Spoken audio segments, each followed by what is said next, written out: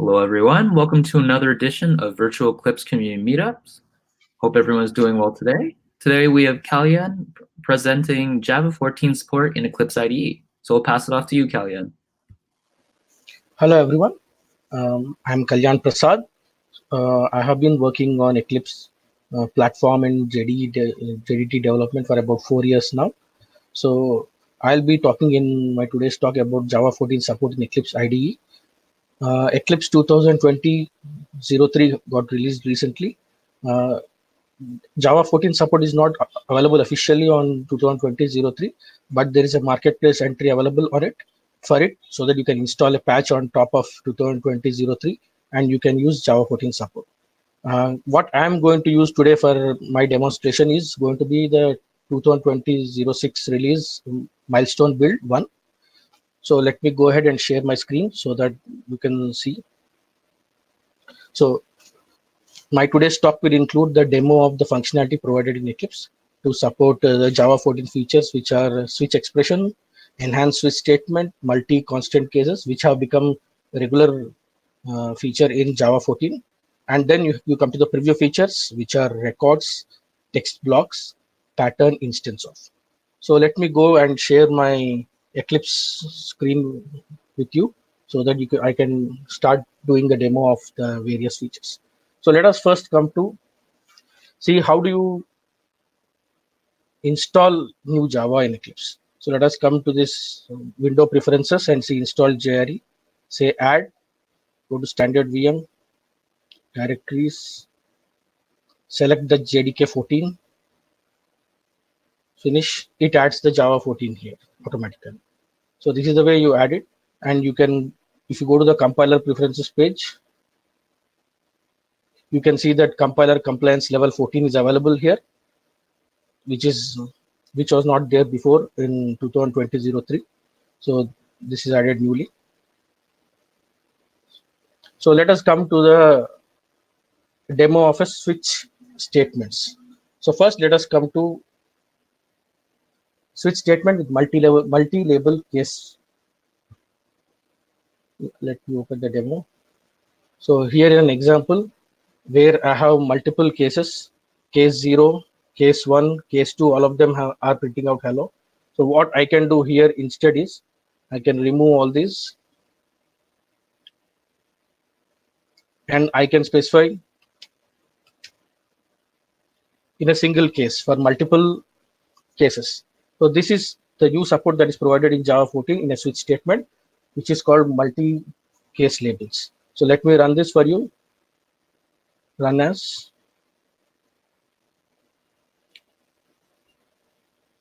Java application. So it prints out hello. So let me add here a default case also.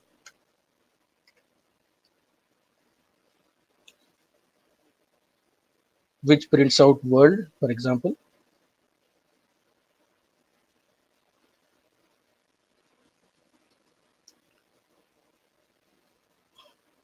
So I have removed the break here. So what happens is there is a fall through.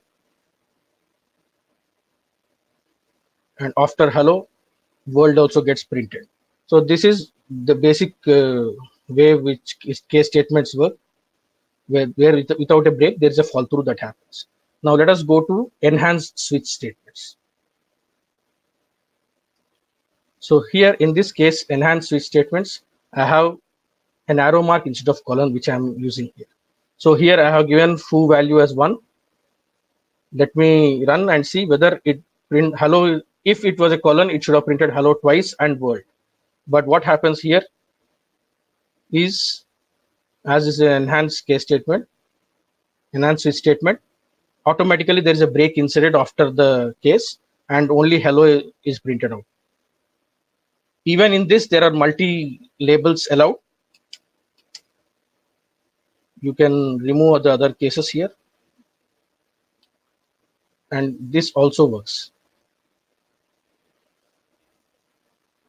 So this is a small example of enhanced switch statement and multi-case labels being used. So let us go to the new feature called switch expression that is used. So as of now, we have used only switch statements, which are statement by themselves. But here I have an example where I have defined a enum with different days, Monday, Tuesday, Wednesday till Sunday. Now I have two functions, get day 1, get day 2, which say that if it is Monday to Thursday, it is a weekday, and Saturday, Sunday, it's a Friday. Saturday, Sunday, it's a weekend. So let me go ahead, remove some of the information here so that I can show you the support that is there in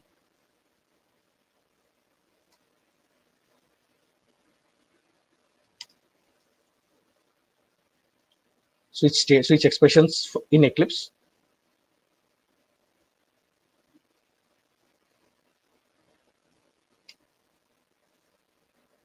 So now what I'm trying to do is creating a random number between 0 to 6 and then trying to see whether this is a weekday or a weekend.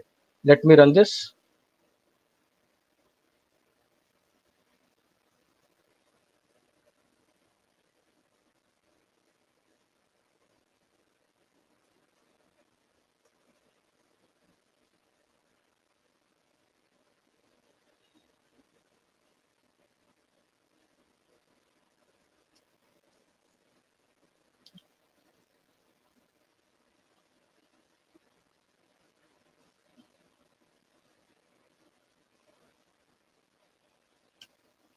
As you can see, here is an expression, so it needs to be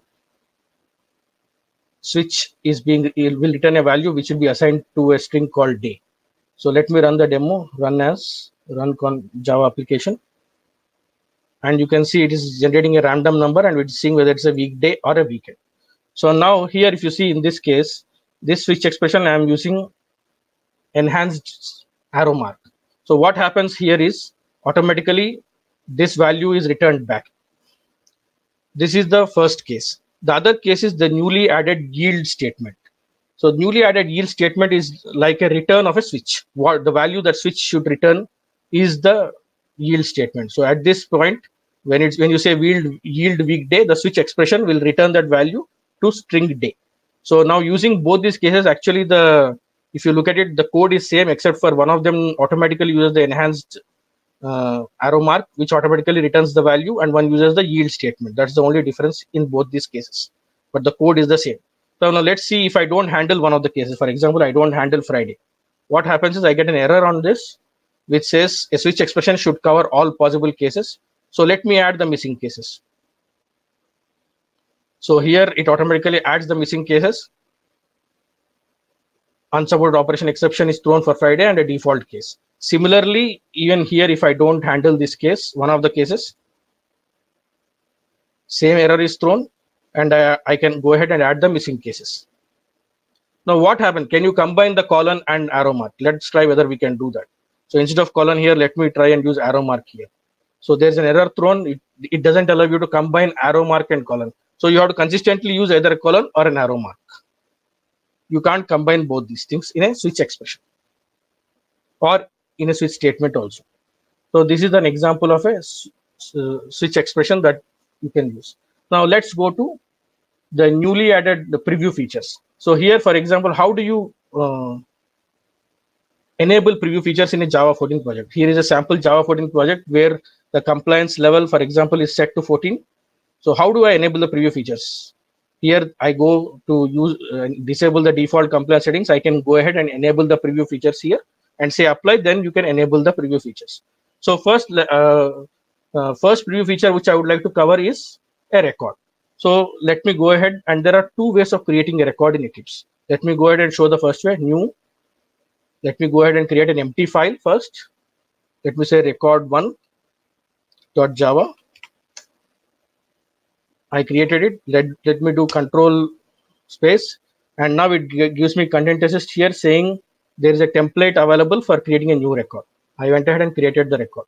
Now it throws an error here saying that enable preview features on project properties. I haven't enabled. I have shown you how to enable, but I haven't enabled the preview feature.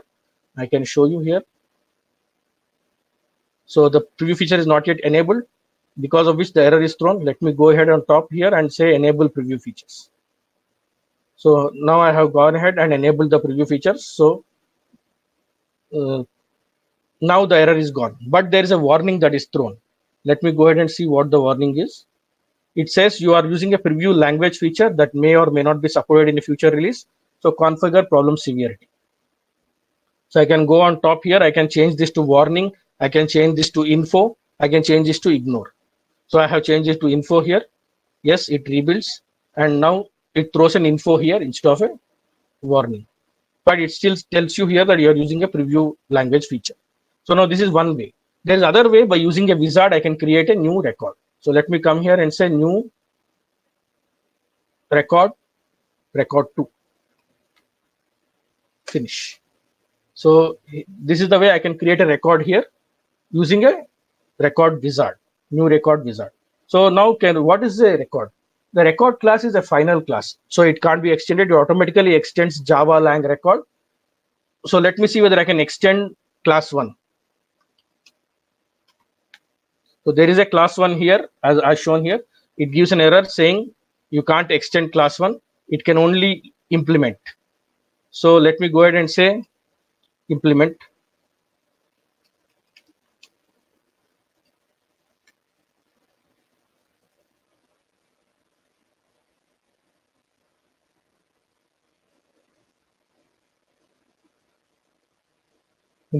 Sorry.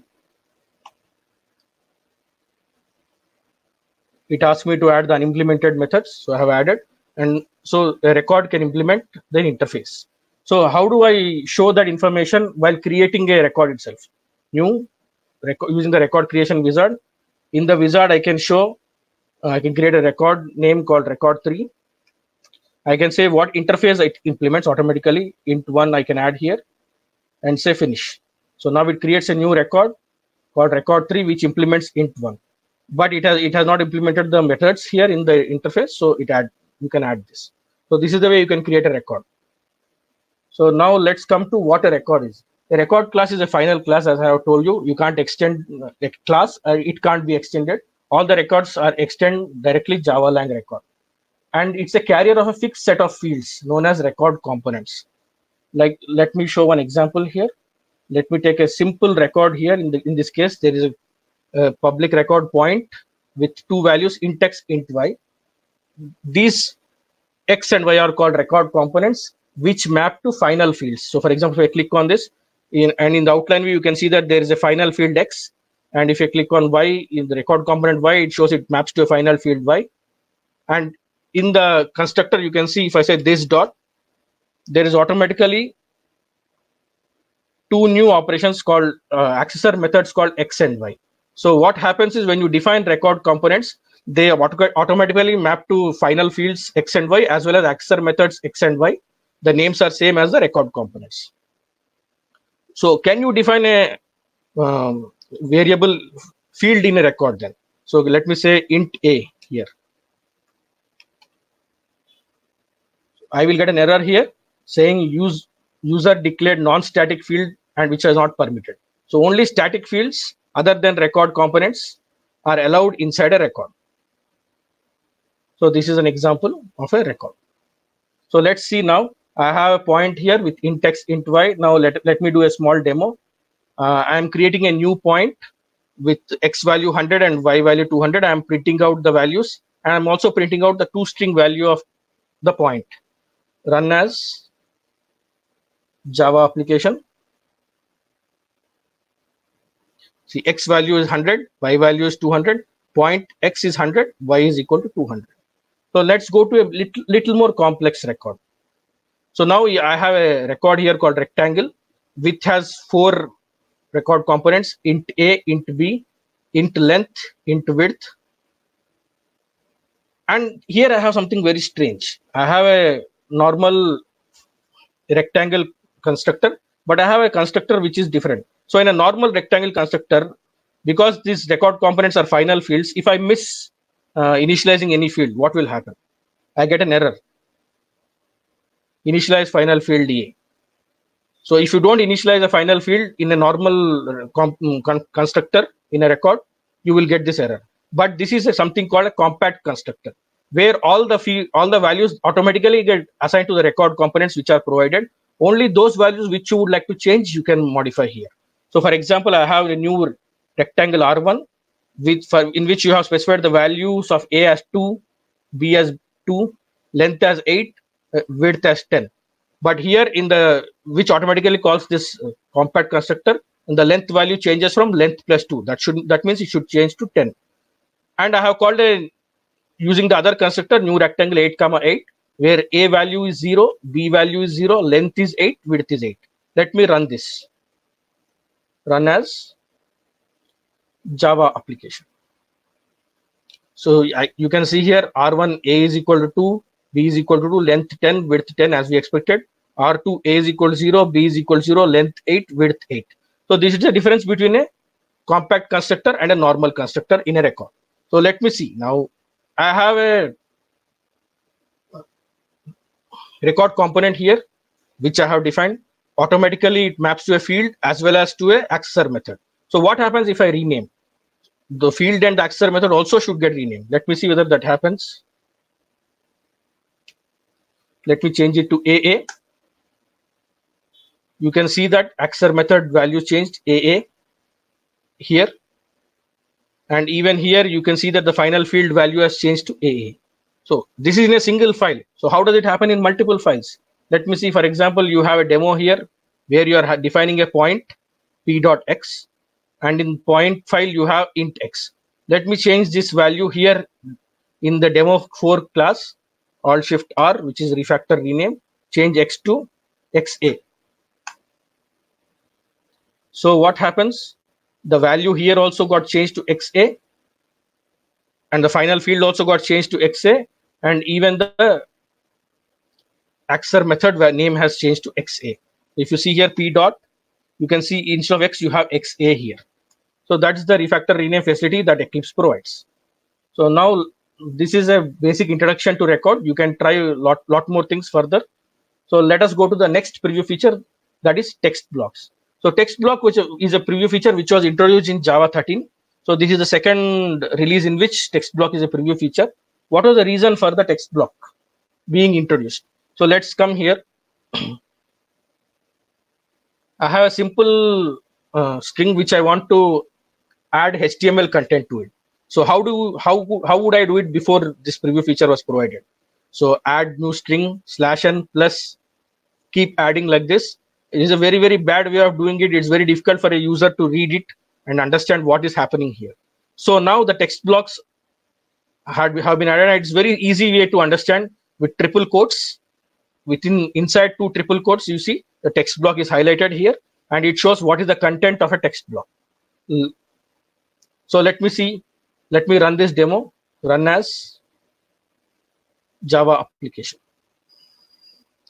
So you can see here the first system.out.println was using the old code, but system.out.println of the new text block code is here in HTML body. It's same actually. There is no difference, and it was much more easier to read than compared to the older code.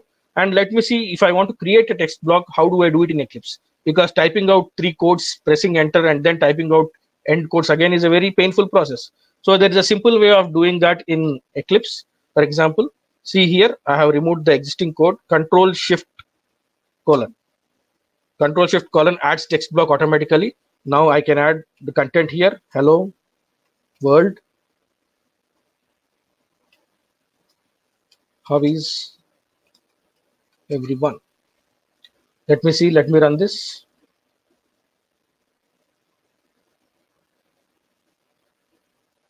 So it has come very nicely. So this is the way text block works. So now let's see, because text block is a preview feature already in Java 13, what has been different in Java 14? Let me highlight that information in this other demo. So for example, you have a very long line in your text block. You would like to print it as a single line, but your editor doesn't allow you to show it very nicely. So what you would like to do, you would like to escape the new line in your editor, but when it prints out, it should escape the new line. So how do I do that? So for example, here what I have done is I have written hello and world in 2 different lines, but I have escaped the new line with slash. Let me run this. Run as Java application. You see that hello world comes in single line. What happens if there is a space after this?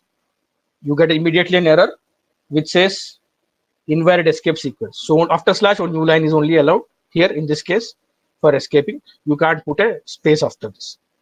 This is one. So the other thing is, for example, you would like to have same number of same length printed in each line of a text block. How would you do that? The reason I am trying to say this is, if I go to the previous demo, after hello, I can press multiple spaces here. After world, I can press multiple spaces here.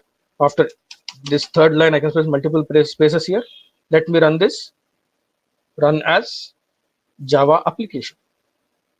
So, but when I see the content that is printed out, all the spaces are missing, because in a text block, all the trailing white spaces are ignored. But how would I tell the text block not to ignore the trailing white spaces? Because I want all the content to be the same length in each line. So to do that, a new character has been added called /s, which is a space character, so which says that this should not be ignored, and all the content before it, all the white space before it also should not be ignored. So if I run this command now, run as Java application. If you see this, all of them are same length, and the spaces are retained here as shown.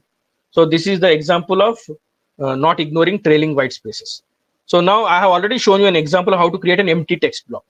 Now here I have an example of already there is a piece of code existing which already has some HTML code.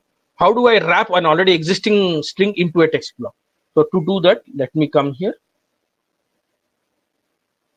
Let me say Control-Shift-: automatically it creates a text block wrapping the whole content.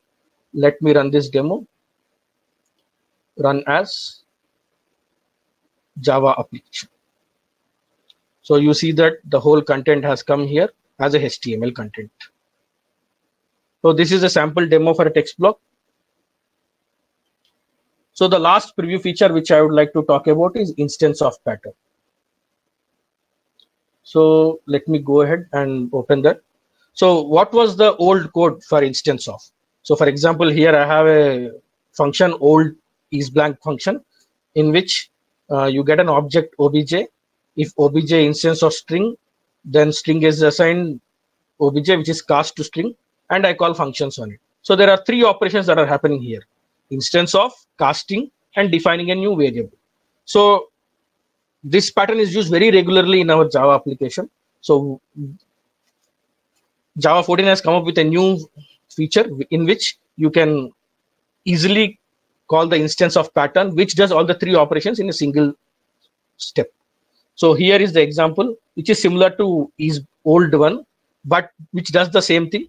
If return O instance of string S, it automatically creates a string S, and if it is O is instance of it, it casts O to S, and then you can call function s.isBlank.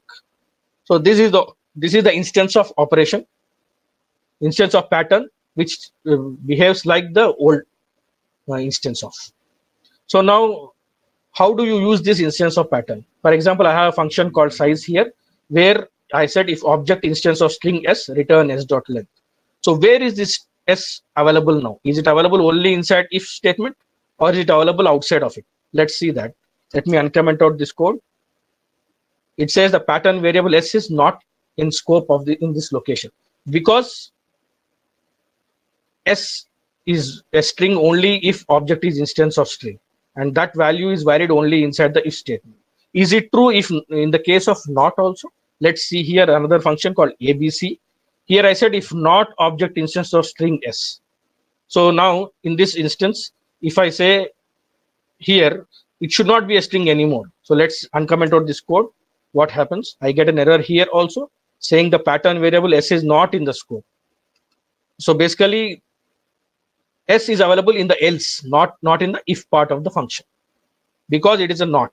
So it figures out where the value is valid, and only there you can apply it. And if you look at the content assist available on it, if I say s dot, all the functions on string are available here, because it has mapped string s, mapped to string s, object to string s. So this is a minor demo of instance of pattern. So let me go back to the Java 14 support. So we have covered switch expressions, enhanced switch statements, multi-const case labels, along with yield statements also. We have covered records, text blocks, and pattern instance of. So support for Java 14 on Eclipse 4.15 release can be installed from the following marketplace entry. You can have a look at this. So you can use this to install the Java 14 support on 4.15 also, or 2020-03 release. The examples that I've stated here, most of them are available in the wiki page called wiki.eclipse.org/java14/examples. So you can have a look at that. That's it from me. Thank you very much.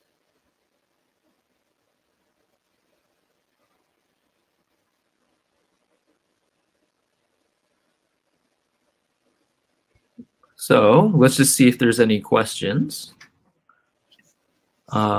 First question, which version of Eclipse supports it? So as I have shown in the previous this thing, on Eclipse 2020-03, that is 4.15 release, you have a, sorry, just a minute. You have a marketplace entry, so you can apply that patch on Eclipse 4.15 or 2020-03 release, and it supports Java 14 on 4.15 also. But officially on 4.16, you have the support. M1 build also, you have Eclipse Java 14 support. So on 4.15 with marketplace entry, you have the support. On 4.16 or without any additionally installs, you have the support for Java 14. Does that answer the question?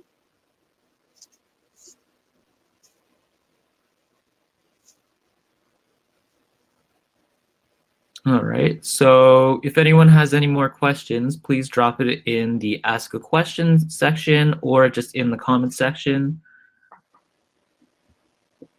We'll just leave people some time to ask any more questions if there are any. Sure.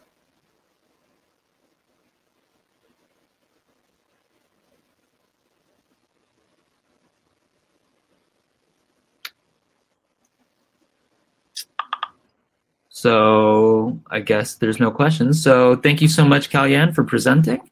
And thanks everyone for coming to another virtual Eclipse community meetup. And we hope you have a great day. Just one more information. So you can look at this wiki.eclipse.org/java14/examples page. This also has a link to the marketplace entry to be installed on 2020-03. So you can have a look at that, and you can use that for installing Java 14 support on 4.15 or 2020-03 release. Please go ahead and try it out, and please give your valuable comments and report any bugs that you find. Perfect. Thank you, everyone. Have a great day.